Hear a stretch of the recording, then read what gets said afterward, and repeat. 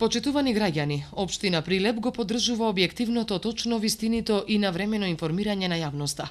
Затоа ќе потсетиме дека темата училиште во населбата Сточно Пазариште, општинскиот комитет на ВМРО ДПМН ја експлоатира по кој знае кој пат, најверојатно во отсуство на креативност во очи на престојниот празник, денот на независноста 8 септември, а во година кога Македонија сигурно чекори на патот кон НАТО и Европската Унија.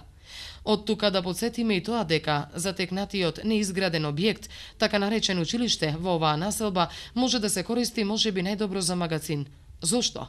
Затоа што тоа и самите жители го бараа за време на изборната кампања за последните локални избори. ВМРО ДПМН се обидува да манипулира и денеска со граѓаните кои барале да се изгради училиште на локација кај терминалот од јавното комунално предпријатие Комуналец. И затоа што нема пристапен пат, изградено е во ливада, на 50 метри од речен канал, поголем ризик за ученици нема. Нема водовод, одвод, нема струја. Просторот не е ограден.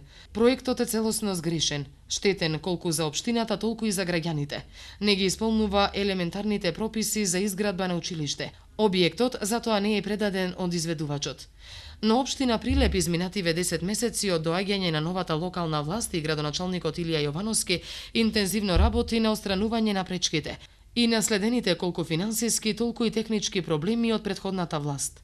И покрај тоа тече процесот на инвестирање во сите сфери. Образованието како значаен сегмент е финансирано и со општински пари. Од општинскиот буџет за реконструкција и санација на училишните објекти се одвоени 20,6 милиони денари. Од нив 6 милиони денари се наменети за средните, а 14 милиони и 600 илјади денари за основните училишта, се вели во писмената реакција на општина Прилеп.